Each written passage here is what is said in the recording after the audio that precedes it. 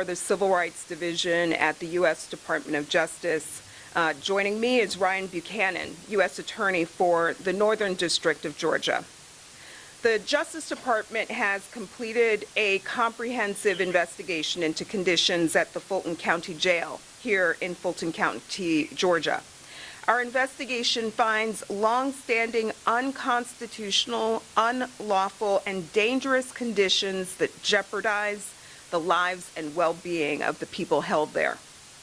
We cannot turn a blind eye to the inhumane, violent, and hazardous conditions that people are subjected to inside the Fulton County Jail.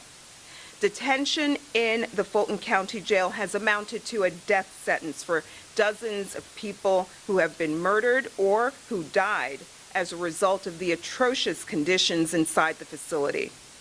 It's not just adults, but also young people who are subjected to conditions and treatment that violate the Constitution and defy federal law. Many people held in jails in our country have not been convicted. They are awaiting hearings, trial dates, or are serving short sentences for misdemeanors. We find that the Fulton County Jail does not adequately protect incarcerated people from violence, such as stabbing, sexual abuse, or even murder. Physical deficiencies in the environment, such as unlocked doors and large holes in the walls, permit and even facilitate the brutality. Incarcerated people use makeshift weapons built out of jail fixtures to attack others, including vulnerable people with mental health needs and 17-year-old young people. In 2023 alone, we identified 314 stabbings and more than 1,000 assaults.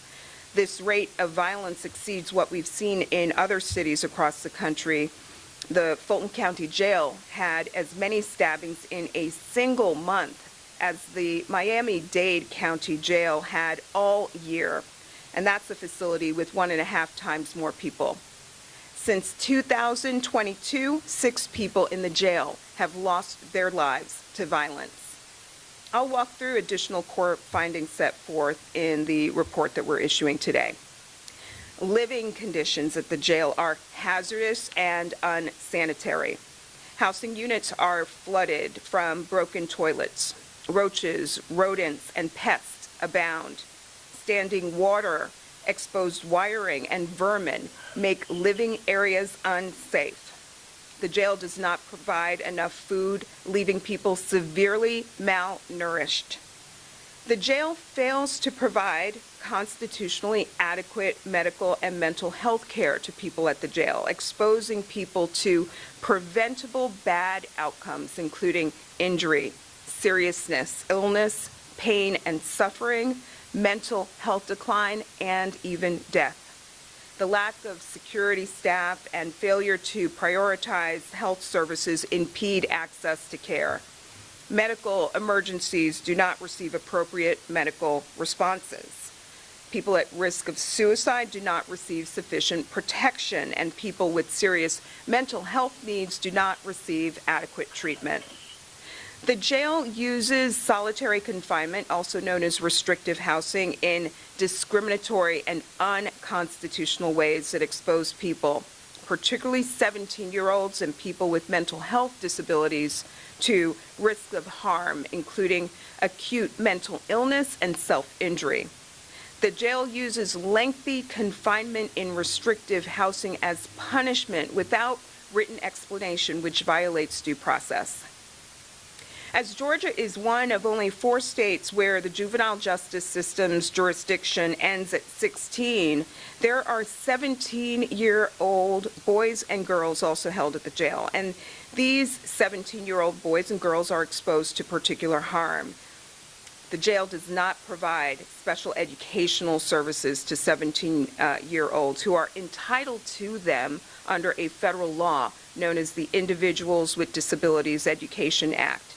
It fails to protect these children from violence, including sexual abuse, and it uses isolation to punish them, which both violates their rights and contradicts clear research that such isolation uniquely harms our young people. The jail staff also uses excessive force. This includes deploying tasers without reasonable cause. For example, detention officers tased a man after he said he felt like hurting himself and needed to see a mental health specialist. Such violations stem from understaffing, poor policies, and lack of training and supervisory failures.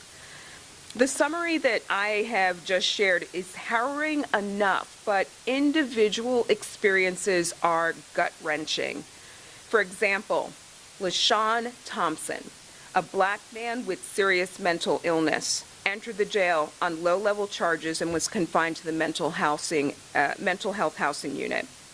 3 months later, staff found him dead in his cell, infested with lice, and as a medical examiner concluded, neglected to death.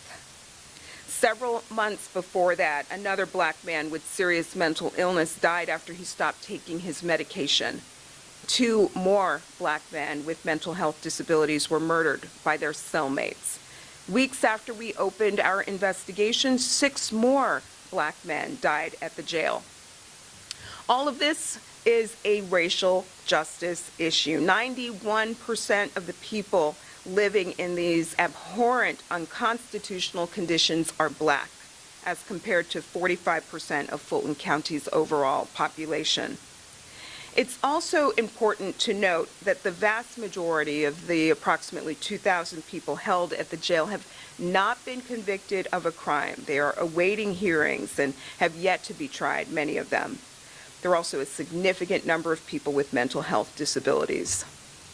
During our investigation, we worked closely with correctional, medical, mental health, and educational experts. We physically inspected the jail and observed housing units. We visited medical and mental health service areas. We reviewed thousands of pages of documents and interviewed dozens of jail staff and leadership.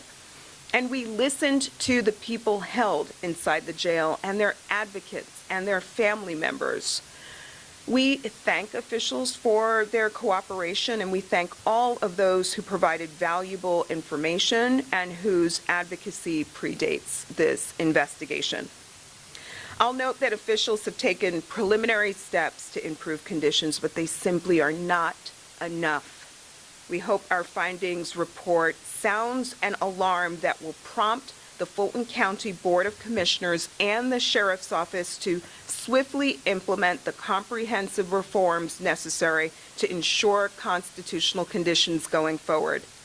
At the end of the day, people do not abandon their civil and constitutional rights at the jailhouse door. Jails and prisons across the country must protect people from the kind of gross violations and unconstitutional conditions that we have uncovered here. I'll now turn the floor over to U.S. Attorney Buchanan.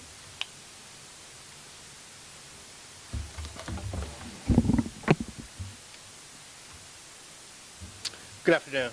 I'm Ryan Buchanan, and I'm the United States Attorney here in the Northern District of Georgia.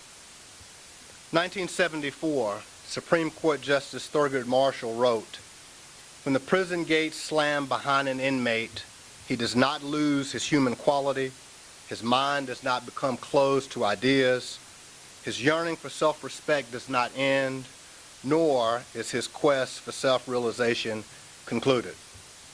50 years later, our comprehensive investigation into the conditions of confinement at Fulton County Jail has, at its basic level, revealed that the men and women and young people who find themselves housed at the jail are often left to wonder whether their humanity remained intact once they crossed the threshold of the jail facilities.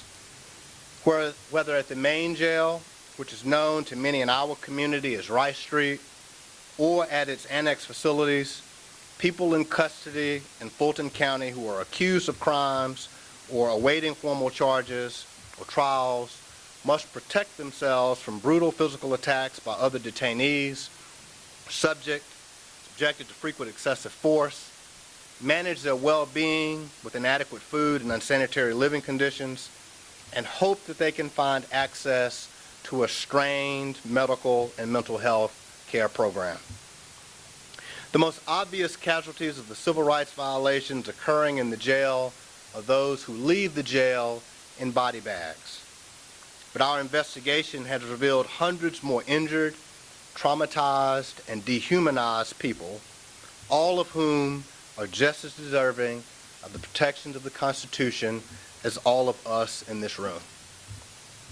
Since we announced our investigation in July of 2023, the United States Attorney's Office for the Northern District of Georgia and the Civil Rights Division of the Department of Justice have worked diligently to meet our shared mission: to advance the public safety, to uphold the rule of law, and to protect civil rights.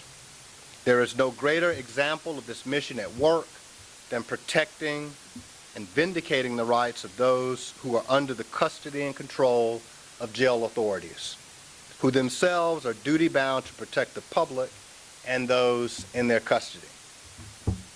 We began our investigation after LaShawn Thompson was found in his cell, neglected to death, covered in lice. But in the time since his death, several more young men detained in the jail have died, and many died violent deaths. Our investigation revealed unacceptably high incidents of assaults and stabbings, and in some cases, most disturbingly, jail staff witnessed and allowed the attacks without intervention. 2023 alone, there were over 1,000 assaults and more than 300 stabbings in the Fulton County Jail. It outpaces the rate of similar assaults in other major city jails almost 2-to-1. Those numbers only reflect the reported attacks. Many detainees told our team that they explained that they feared for their safety. They were reported that they had been stabbed or assaulted. One such detainee was left untreated for multiple stab wounds for a week until our team alerted the jail of his injuries. Also unaccounted for in these disturbing numbers are numerous allegations of violent rape, sexual assault, and harassment. The crisis of violence in the Fulton County Jail has resulted in part because of the lack of effective classification and housing planning, which allows for extremely violent individuals and gang members to be housed with vulnerable and low-risk individuals. And particularly, vulnerable individuals are most subject to violence in the jail, including people with serious mental illness, gay and transgender detainees, and 17-year-olds. In addition, the Fulton County Jail employs too few guards relative to the number of detainees to keep people safe, and poor maintenance of basic fixtures allows violence to go unchecked. But numbers aside, jail staff are often unaware of violence because they conduct inadequate security rounds. We uncovered incidents where hours or even days passed before victims of assaults were discovered by staff. In one shocking case, while an officer sat in an observation tower, a man was killed with his hands and his feet bound, not found until his body was extremely cold. Additionally, hundreds of broken light fixtures and cell doors allow violent detainees to move about at will in the shadows, and sometimes through the very walls of the facility. Equally alarming, men and women in the Fulton County Jail also experience violence from the staff. Our investigation showed that the crisis of violence, the lack of security at the Fulton County Jail, is paired with staff that resort to the use of force too quickly and too often. We found that staff were regularly deploying tasers and pepper spray without any warning, and for minor rule infractions like failing to hang up a phone quickly enough, yelling, or not putting items away as instructed. The rampant use of tasers is particularly disturbing. The risk of cavalier deployment of tasers is not just the temporary pain of electrocution. Detainees have been hospitalized for serious injuries caused by probes that are embedded in sensitive parts of the body, like the neck and even in the bone. The excessive use of force in the jail is not confined to a few bad actors. Officers lack policy and training guidance on whether and when force is appropriate, and when officers cross the line, the jail rarely holds them to account. In some cases, the policy is glaringly inconsistent with established use of force techniques.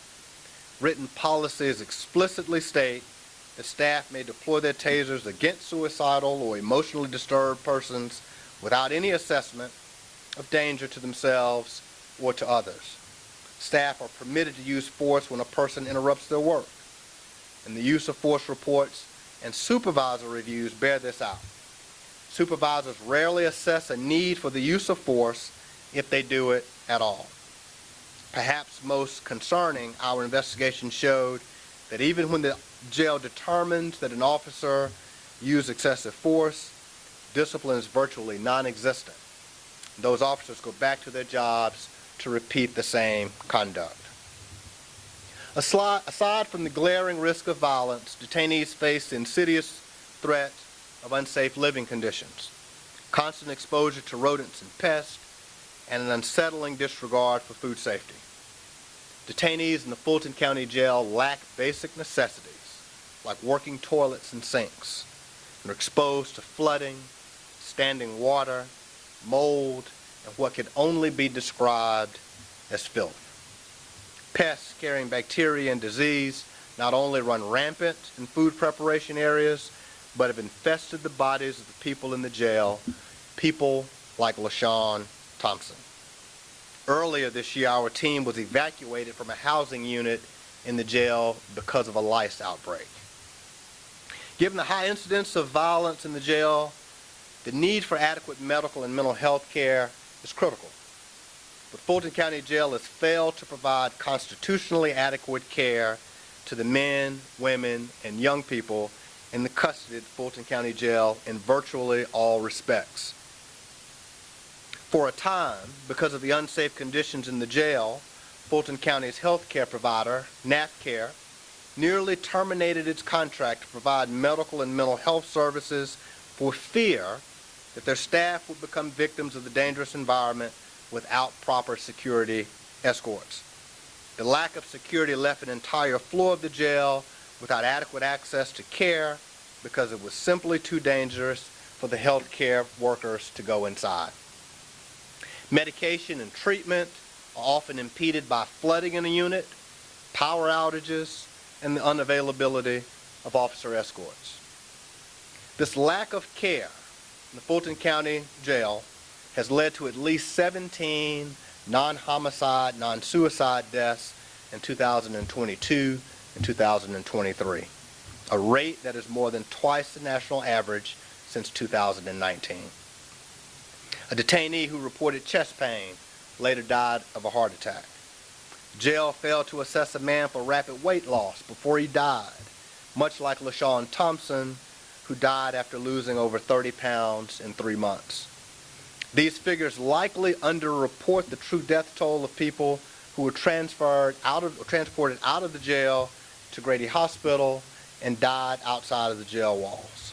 If someone dies in the jail, there's little or no effort by the jail to determine the root cause of their death. 75% of the people who have died in Fulton County Jail since 2021 had a current mental health diagnosis or a history of mental illness. Perhaps unsurprisingly, the mental health treatment options and suicide prevention practices are grossly inadequate in Fulton County Jail. Our team observed firsthand how custody staff deprioritize mental health issues and fail to respond appropriately to concerns. Requests for mental health treatment are delayed or ignored, and mental health staff are simply unable to provide the minimum standard of care for those who need it. Daily medication is often unavailable, and suicidal detainees are often isolated and locked in restrictive housing in lieu of treatment. And when people are released from the Fulton County Jail, they are frequently left without the medication needed to sustain their health, without notice to their families, and sometimes actively experiencing a mental health episode. This is not a recipe for ensuring the safety of these individuals upon release or the safety of our community. and it is constitutionally unacceptable. Finally, I'd like to speak about a population in the Fulton County Jail that many may not know exists, a population of 17-year-old boys and girls. All of the constitutional violations that I've discussed today apply with equal force to the young people housed at Rice Street and the annex facilities. The average stay of a 17-year-old in the Fulton County Jail is 392 days. In that time, they are particularly and uniquely at risk for violence, lack of access to mental health care, risk of suicide while in isolation in restrictive housing. During the team's tour of the South Annex, they learned the boys there were held in their cells for 22 hours or more frequently. The girls housed at Rice Street fare no better. And to the extent that these young people require a kind of specialized educational programs that are called for by federal law, they are not getting them. In fact, no educational services of any kind are provided to the 17-year-old detainees in Fulton County. These young people deserve better. You'll see that our report lays out the bare minimum measures Fulton County Jail must take to comply with its obligations under the Constitution and federal law. We are appreciative of the cooperation of Fulton County Sheriff thus far, and we look forward to working with them going forward to remedy these civil rights violations in the weeks and months to come. The Northern District of Georgia prioritizes the protection and enforcement of civil rights for our district's most vulnerable residents. We are grateful for the impactful partnership for our colleagues from the Department of Justice's Civil Rights Division. We would not be here today without their collaboration. 2022, when I became U.S. Attorney, we formalized our tradition of civil rights work in this office. It's a tradition that dates back to the very first United States Attorney for the Northern District of Georgia. We did so by formally establishing a public integrity and civil rights section. This talented, dedicated team of assistant U.S. attorneys, investigators, paralegals, legal assistants, and even interns are to be commended for this work. This team is comprised of people who are citizens of this district, people who live in Fulton County and work every day in Fulton County.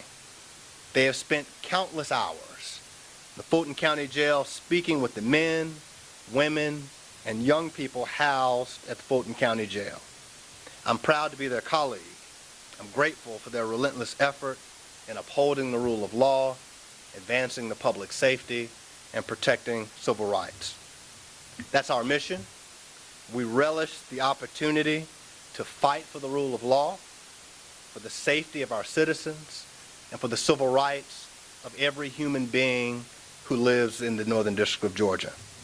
We do so because our Constitution and our mission mandate equal justice under the law for everyone. Thank you. At this time, we'll open the press conference to questions. Do you, just listening to everything that you guys laid out, what is your recommendation? It sounds like Fulton County Jail needs to be shut down. Do you recommend the Fulton County Jail be shut down immediately? Our report actually sets forth the remedial measures that we think that the jail can put in place to cure the violations that we have identified. They are set forth in the back section of our report. They include improving staffing and security, using a housing and classification system, reducing contraband through increased oversight, improving the physical conditions of the jail, ensuring that medical and mental health care is constitutionally adequate, and ensuring appropriate use of restrictive housing to avoid serious risks associated with isolation. So in short, we can fix these problems, and we are pleased that Fulton County has pledged to cooperate with us in doing so in the road ahead. We've heard a lot of back and forth between the Fulton County Sheriff and the Commissioners about who's ultimately responsible for these problems. Were you guys identifying kind of a point person who needs to lead these charges? Is it a funding issue? Is it a sheriff issue? Well, we're looking forward to working with Fulton County and the Fulton County Sheriff's Department to negotiate a resolution, and we recognize that this is an important issue for the community, and they will certainly play an important part in the process. Is there one kind of more responsible, or I guess ultimately responsible for the well-being of these inmates? I think all officials have a role here, and look forward to working with both the county and the Sheriff's Department in the road ahead.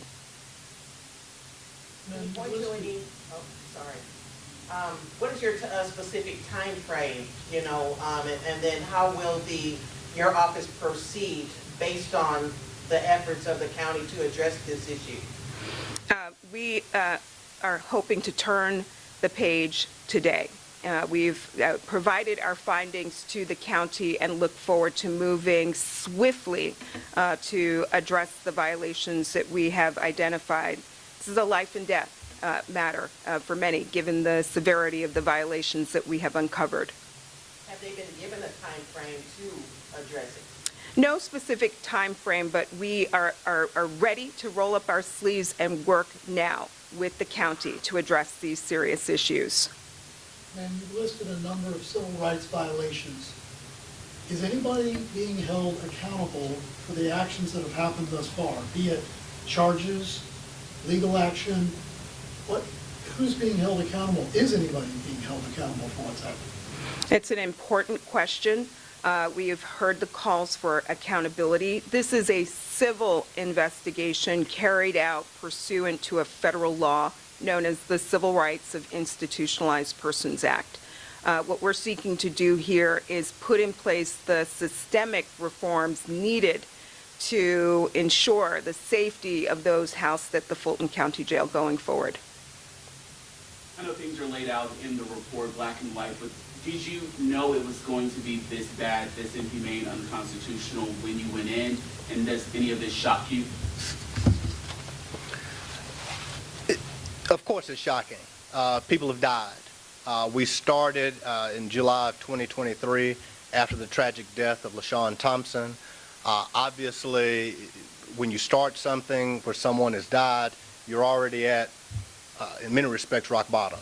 And so we continued to investigate. Unfortunately, we found that LaShawn Thompson was not the only person who died as a result of these conditions. And then if you scale back beyond just those who've died, but those who I mentioned were traumatized, dehumanized, and the like, you come up with a situation that we believe is just unacceptable for our community. And so all of the atrocities that are listed in this report are disturbing.